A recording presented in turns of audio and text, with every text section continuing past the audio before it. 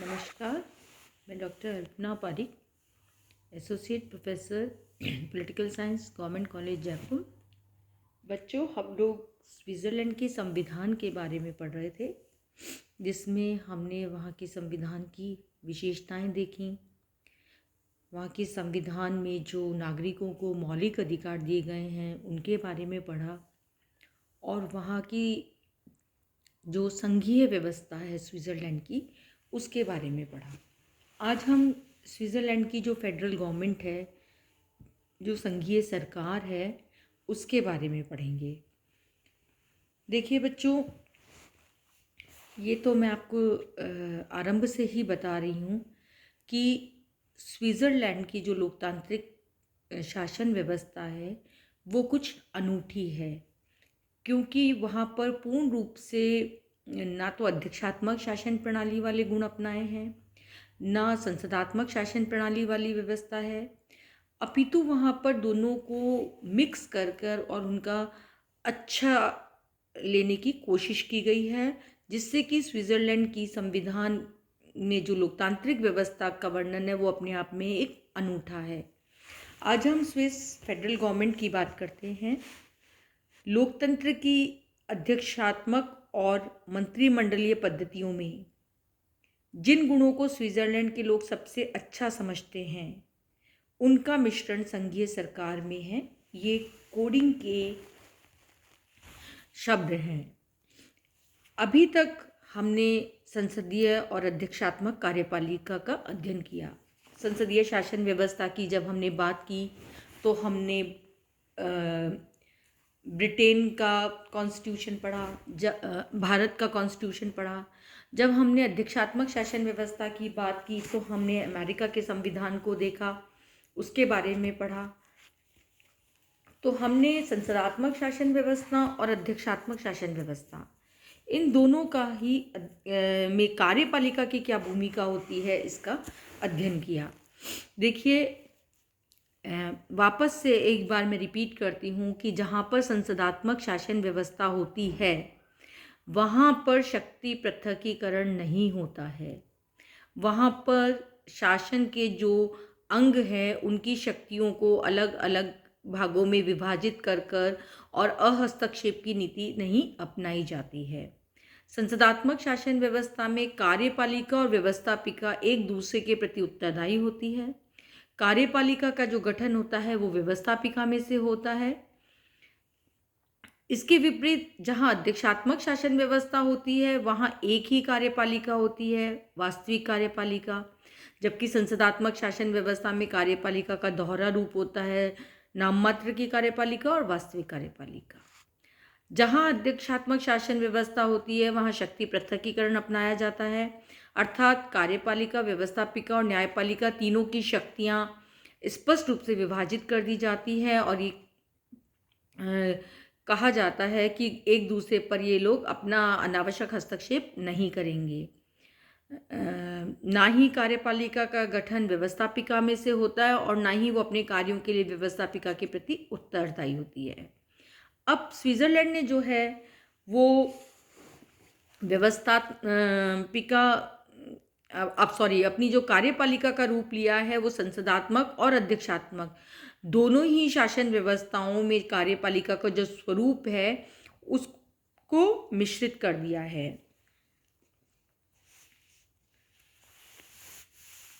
देखिए बच्चों, संसदात्मक शासन व्यवस्था और अध्यक्षात्मक शासन व्यवस्था, इनमें एक में होती है इकहरी कार्यपालिका, यानी एक ही कार्यपालिका, वो ही वास्तविक और वो ही नाम मात्र की होती है। जबकि इसके विपरीत संसदात्मक शासन व्यवस्था में कार्यपालिका के दो रूप होते हैं, एक नाम मात्र की कार्यपालिका और एक वास्तविक कार्यपालिका। इसके अतिरिक्त एक तीसरे प्रकार की कार्यपालिका भी होती है जिसमें कार्यपालिका शक्तियां एक विशेष व्यक्ति में निहित नहीं होकर संपूर्ण सभा में समाहित होती है। उसके समस्त सदस्य संयुक्त रूप से कार्यपालिका के कार्यों को संपादित करते हैं। सिद्धांत की दृष्टि से ये विधायिका का ही अंग है। वस्तुतः कार्यपालिका इसमें पृथक अस्तित्व भी नहीं रखती है। यदि कोई राजा अध्यक्ष होता है तो केवल नाम मात्र का होता है। ये पद्धति संसदीय और अध्यक्षीय प्रणालियों से भी प्राचीन है और इसी के कारण इसे रूढ़िवादी बहुल या कॉलेजियम कार्यपालिका के नाम से पुकारा जाता है। वर्तमान समय में यदि हमसे पूछा जाए कि स्विट्ज़रलैंड में कार्यपालिका का स्वरूप कैसा है, तो हम कहेंगे कि वहाँ कार्यपालिका जो है वो बहुल कार्यपालिका है। स्विट्ज़रलैंड की बहुल कार्यपालिका को संघीय सरकार कहते हैं।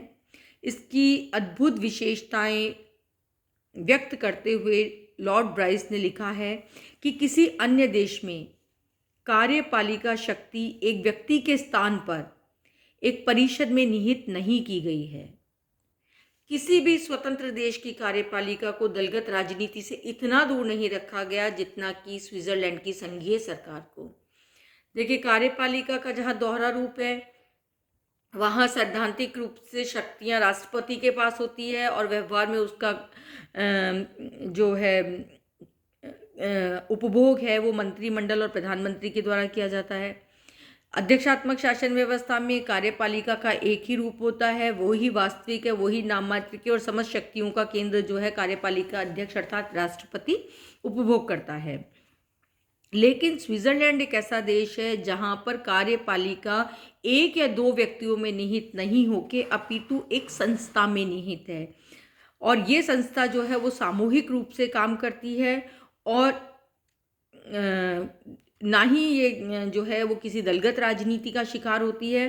तो स्विट्ज़रलैंड जो है उसकी यदि हम संघीय कार्यपालिका की बात करें, संघीय सरकार की बात करें, तो वो एक बहुल स्वरूप रखने वाली संघीय सरकार है जो अपने आप में एक अनूठी है। सन 1848 में निर्मित स्विस संविधान के द्वारा स्थापित कार्यपालिका की दो प्रमुख विशेषताएं थीं, एक बहुल कार्यपालिका और दूसरा संसदात्मक एवं अध्यक्षात्मक कार्यपालिकाओं के श्रेष्ठतम गुणों का समन्वय। यद्यपि 1 जनवरी 2000 से लागू किए गए नवीन संविधान के द्वारा स्थापित कार्यपालिका का पूर्व के संविधान द्वारा स्थापित कार्यपालिका से कुछ भिन्नता अवश्य है, लेकिन पूर्व कार्यपालिका की उपयुक्त दोनों विशेषताओं को नए संविधान में भी बनाए रखा है। 1848 में जो संविधान बना उसमें स्विस कार्यपालिका को संघीय परिषद यानी फेडरल काउंसिल कहा गया, जबकि नए संविधान में कार्यपालिका को संघीय सरकार यानी फेडरल गवर्नमेंट कहा गया। तथापि संघीय सरकार का मूल स्वरूप वही है जो कि संघीय परिषद का था। अब हम बात करते हैं स्विस संघीय सरकार का संगठन कैसा है।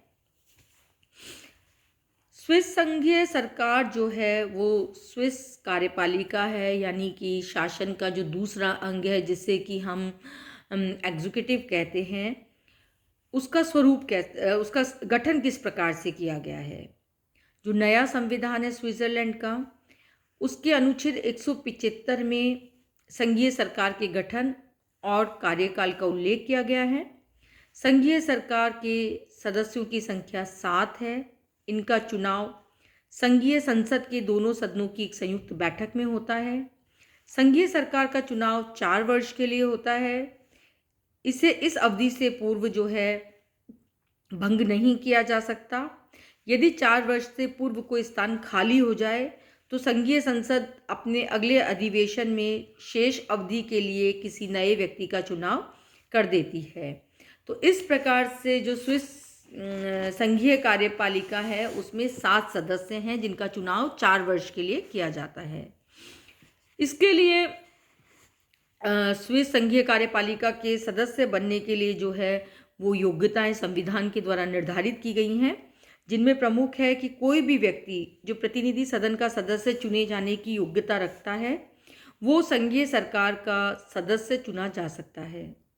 व्यवहार में वही व्यक्ति संघीय सरकार के सदस्य चुने जाते हैं जो प्रतिनिधि सदन के सदस्य हैं। संघीय सरकार के सदस्य चुने जाने के बाद उन्हें प्रतिनिधि सदन से अपनी सदस्यता छोड़नी पड़ती है। संघीय सरकार का कोई भी सदस्य किसी लाभ के पद पर नहीं रह सकता और संघीय सरकार में चुने जाने के लिए प्रत्याशी को विनम्र होना आवश्यक है।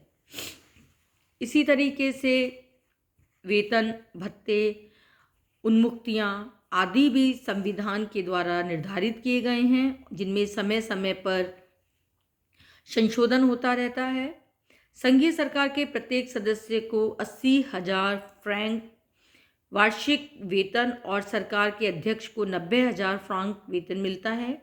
यदि कोई व्यक्ति 10 वर्ष तक सरकार का सदस्य रह चुका है तो 55 वर्ष की आयु में उसे पेंशन दे दी जाती है, और पेंशन जो है उस वेतन का एक निर्धारित परसेंटेज पेंशन के रूप में दिया जाता है। संघीय सरकार के अध्यक्ष और उपाध्यक्ष का भी वर्णन जो है वो संविधान के अनुच्छेद 176 में किया गया है। संघीय सरकार के सदस्यों में से एक अध्यक्ष और एक उपाध्यक्ष होता है। प्रतिवर्ष अध्यक्ष और उपाध्यक्ष का निर्वाचन संघीय संसद स्वयं करती है। दोनों ही पदों पर व्यक्ति दोबारा चुना जा सकता है, पर लगातार 2 बार चुनाव नहीं हो सकता। वहाँ ये भी परंपरा बन गई है कि जो उपाध्यक्ष है वो अगले साल अध्यक्ष पद पर निर्वाचित हो जाता है। संघीय सरकार में अध्यक्ष को स्विस राष्ट्रपति कहकर पुकारा जाता है। सुविधा, स्तर और अधिकार की दृष्टि से अध्यक्ष के पद का कोई विशिष्ट महत्व नहीं है। सरकार का अध्यक्ष उन 7 व्यक्तियों में से ही एक होता है जो कि सदन के सदस्य हैं और सभी दृष्टियों से वो समान शक्तिशाली होता है। अध्यक्ष पद के अधिकारी का कोई विशिष्ट महत्व नहीं है, इसलिए वहाँ व्यवस्था ये है कि अध्यक्ष पद बारी बारी से सरकार के सभी सदस्यों को प्राप्त हो जाता है। स्विस संघीय सरकार के अध्यक्ष को विधेयक पर निषेधाधिकार यानी वीटो करने का पावर भी नहीं है, तथा सरकार के अन्य सदस्यों की तरह ही वो प्रशासनिक विभाग का प्रमुख रहता है। उसके कोई अन्य विशेषाधिकार नहीं है। केवल औपचारिक अवसरों पर नाम मात्र का राज्याध्यक्ष वो होता है, और उसी कारण जो स्विट्जरलैंड का राष्ट्रपति है उसको महत्वहीन राष्ट्रपति कहा जाता है। ये कहावत या ये मुहावरा बड़ा प्रचलित है कि ये प्रेसिडेंट विदाउट सिग्निफिकेंस। तो बच्चों, विश्व में हमने बात की थी कि सबसे ज़्यादा शक्तिशाली द्वितीय सदन, तो हमने कहा था अमेरिका का सीनेट। हमने कहा था कि सबसे ज़्यादा कठोर संविधान, तो हमने कहा था अमेरिकी संविधान। हमने कहा था कि एकात्मक शासन व्यवस्था वाला देश, तो हमने कहा ब्रिटेन। संघात्मक शासन व्यवस्था वाला देश, तो हमने कहा अमेरिका, है ना। सबसे कमज़ोर द्वितीय सदन, तो हमने कहा कि ब्रिटेन का हाउस ऑफ लॉर्ड्स। उसी तरह यदि आपसे ये पूछा जाए कि विश्व में सबसे कमज़ोर राष्ट्रपति कहाँ का है, तो हम कहेंगे स्विट्जरलैंड का राष्ट्रपति। अध्यक्ष को कोई विशेषाधिकार प्राप्त नहीं है, ये हमने देखा, और ना ही अध्यक्ष का जो है वो वेतन अन्य सदस्यों से अलग होता है, बल्कि अध्यक्ष का वेतन भी उतना ही होता है जितना कि अन्य सदस्यों का। स्विस कार्यपालिका को बहुल या सहयोगी कार्यपालिका कहा जाता है। चूंकि अध्यक्ष के कोई विशेषाधिकार नहीं है, इसलिए हूबर ने भी कहा है कि संघ का कोई अध्यक्ष नहीं है। स्विस राष्ट्रपति के बारे में लॉवेल ने लिखा है कि वह साधारण रूप से राष्ट्र की कार्यपालिका समिति का अध्यक्ष है, और इस कारण वह यह जानने का प्रयत्न करता है कि उसके साथी क्या कर रहे हैं। राज्य के नाम मात्र के अध्यक्ष के औपचारिक कर्तव्यों को वो पूरा करता है। तो इस प्रकार से स्विट्जरलैंड का जो राष्ट्रपति है वो एक कमज़ोर स्थिति में है, और अन्य देशों के राष्ट्रपतियों से उसकी तुलना की जाए तो वो बहुत कमज़ोर है। इसके बाद हम बात करते हैं कि संघीय सरकार में विभागों का वितरण कैसे होता है। संघीय सरकार के 7 विभाग होते हैं: वैदेशिक मामले, न्याय और पुलिस, गृह, सेना, वित्त, उद्योग, कृषि और डाक व रेलवे। प्रत्येक सदस्य एक विभाग का अध्यक्ष होता है। औपचारिक रूप से विभागों का वितरण जो है वो संघीय सरकार के द्वारा किया जाता है, किंतु व्यवहार में निर्वाचन के समय ही ये स्पष्ट हो जाता है कि कौन सा विभाग किस व्यक्ति के आधार पर होगा। स्विट्जरलैंड में विभागों का बंटवारा किसी भी प्रकार की राजनीतिक दलबंदी के आधार पर नहीं होता, अपितु प्रशासनिक कार्यकुशलता को देखकर किया जाता है। व्यवहार में संघीय सरकार का प्रत्येक सदस्य अपने विभाग का स्वतंत्रतापूर्वक प्रबंधन करता है और महत्वपूर्ण निर्णय स्वयं ही करता है, जबकि सिद्धांततः संविधान जो है वो संघीय सरकार को एक निकाय के रूप में देखता है। इसीलिए अनुच्छेद 177 में ये स्पष्ट कहा गया है कि संघीय सरकार अपने समस्त निर्णय एक सामूहिक निकाय के रूप में, एक कलेक्टिव बॉडी के रूप में लेगी। संघीय सरकार की बैठकें जो हैं वो नियमित रूप से होती है।